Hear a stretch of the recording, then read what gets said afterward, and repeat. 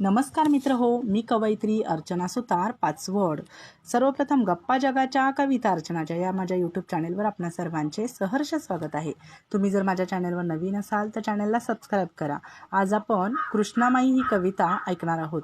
कविता तर तुमच्या समोरच स्क्रीनवर आहे, परंतु तिचा आशय आपण या कवितेच्या माध्यमातून कवितेच्या व्हिडिओच्या माध्यमातून ऐकूया।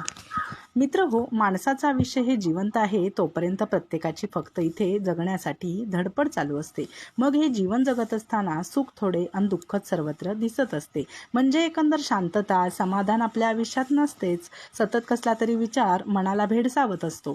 पण नदी बघा ना, किती शांत आणि सतत निस्वार्थी भावनेने वाहतच असते। मग असं वाटतं की या कृष्णेप्रमाणे मनाला शांतता असावी आणि अगदी तिच्यासारखं जगावं। आणि जगात तर कोणाचं ना कोणाचं काही ना काहीतरी चालूच असतं।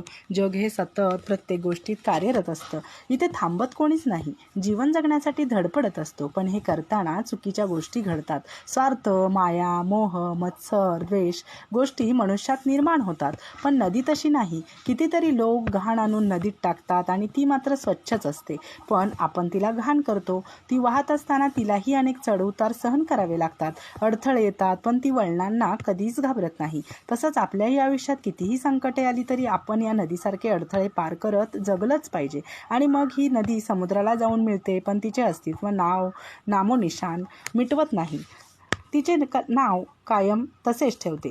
तसेच आपणही आपल्या स्वप्नांसाठी किंवा कोणत्याही गोष्टीसाठी प्रयत्न जरूर करायचे, पण स्वतःचं अस्तित्व मात्र कधीच मिटवायचं नाही किंवा नष्टही करायचं नाही आणि खराबही करायचं नाही। अशाच प्रकारची ही कविता आहे।